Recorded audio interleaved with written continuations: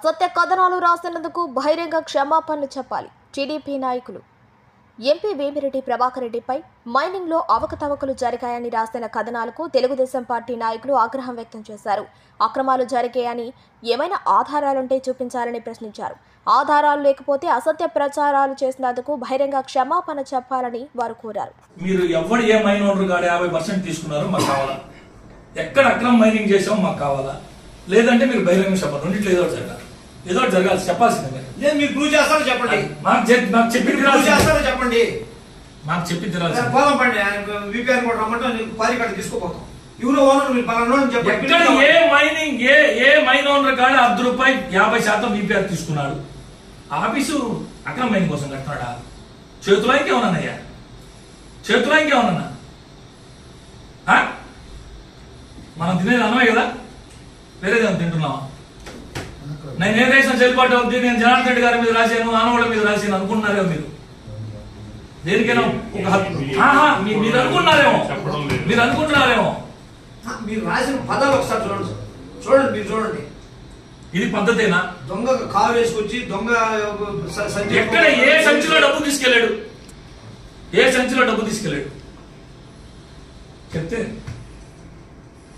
ఎవరి సంచిలో డబ్బులు పెరికెళ్ళాడు వేమిరెడ్డి ప్రభాకర్ రెడ్డి గారు కావాలి చెప్తేరా?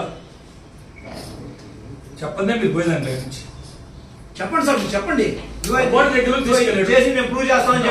జర్నలిజం ముసుగులో బ్రోకరిజం చేసే జమీన్ రైతు సంపాదకుడు నెల్లూరు డోలేంద్ర ప్రసాద్ గారు నిన్నటి రోజున ఆయన ఒక వారపత్రికలో గౌరవ పార్లమెంట్ సభ్యులు వేమిరెడ్డి ప్రభాకర్ రెడ్డి గారి మీద దుర్మార్గంగా కథనాలు రాయడం జరిగింది. ఇటీవల కాలంలో అనేక సందర్భాల్లో దారుణంగా అనేక రకాల కథనాలు కూడా ప్రచురించడం జరిగింది.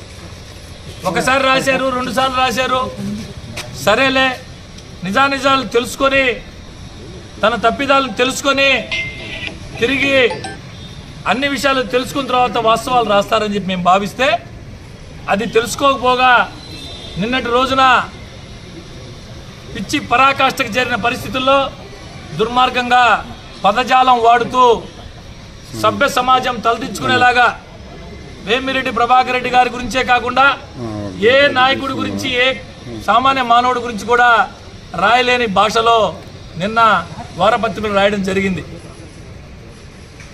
ఎందుకు రాశారు, దీనికి సంబంధించిన మీ కాడ ఆధారాలే ఉన్నాయని చెప్పి ఈ రోజున వారిని నేరుగా ప్రశ్నించేదానికి నేను, నాతో పాటు సీనియర్ నాయకులు కమలాకరణ గారు, గోపన్న గారు ముగ్గురం వచ్చి మీడియా మిత్రులు సాక్షిగా, సీనియర్ జర్నలిస్ట్ కాబట్టి పాత్రికేయుల మీద జర్నలిజం మీద మాకు అపారమైనటువంటి నమ్మకం, గౌరవం ఉంది.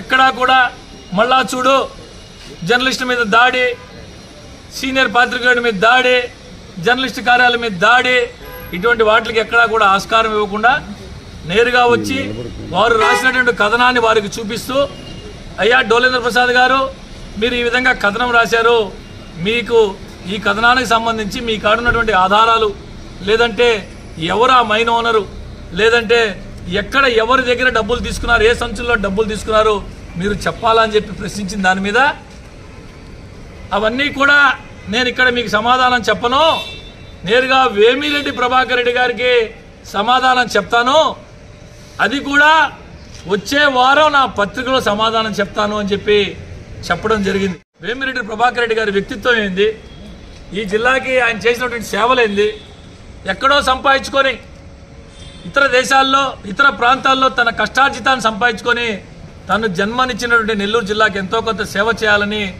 రాజకీయాల్లోకి రాకముందే, రాజకీయాల్లోకి వచ్చాక ఏదో చేస్తే రాజకీయ స్వార్థం కోసం చేసేడు అనుకోవచ్చు, రాజకీయాల్లోకి రాకముందే అనేక రకాల సేవా కార్యక్రమాలు విపిఆర్ ఫౌండేషన్ ద్వారా, విపిఆర్ విద్య ద్వారా, విపిఆర్ వైద్యం ద్వారా అనేక కార్యక్రమాలు చేసినటువంటి వేమిరెడ్డి ప్రభాకర్ రెడ్డి గారు కాలానుగుణంగా రాజకీయాల్లోకి రావడం జరిగింది.